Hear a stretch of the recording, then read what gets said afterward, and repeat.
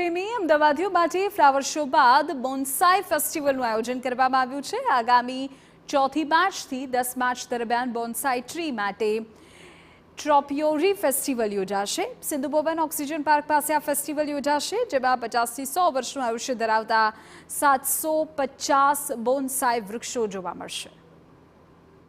અમદાવાદ શહેરના પર્યાવરણ પ્રિય વ્યક્તિઓ માટે એક વિશેષ પ્રકારના ફેસ્ટિવલનું આયોજન મહાનગરપાલિકા દ્વારા કરવામાં આવ્યું છે।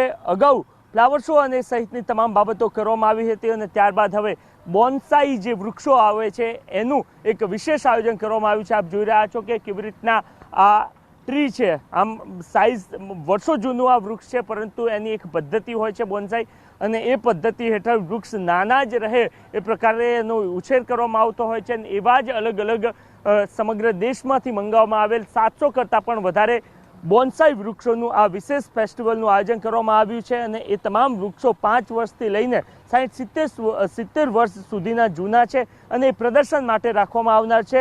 જિગ્નેશભાઈ પટેલ કે તેઓ જે બાગ ખાતું છે એના અધિકારી છે, એમની સાથે વાતચીત કરી। સરજી, કયા પ્રકારનું વિશેષ આયોજન અને નવું શું કહી હશે?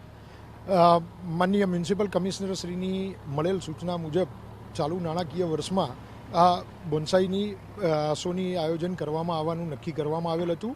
પર્યાવરણ પ્રેમીઓમાં વધુ સારી રીતે વધુ પર્યાવરણ માટે જોડાય તે માટે અને આ પ્રકારના બોન્સાઈના વૃક્ષોથી પરિચિત થાય તે માટે આ સમગ્ર ગુજરાત અને દેશમાંથી અલગ અલગ નર્સરીઓવાળાએ આપણને એમના પાસે રહેલા ખૂબ જૂના પ્લાન્ટ્સ અહીંયા પ્રદર્શનીમાં મૂકવા માટે આપવામાં આવેલ છે। કેટલા વર્ષ જૂના તમામ વૃક્ષો છે? આમ સરેરાશ જો એની કિંમત જોવા જઈએ તો ક્યાં સુધીની કિંમત હશે? અહીંયા પ્રદર્શિત કરવામાં આવેલા વૃક્ષોનું આયુષ્ય ગણવા જઈએ તો 5 વર્ષથી લઈ અને 100-150 વર્ષ કરતાં પણ વધુ વૃક્ષો ઉંમર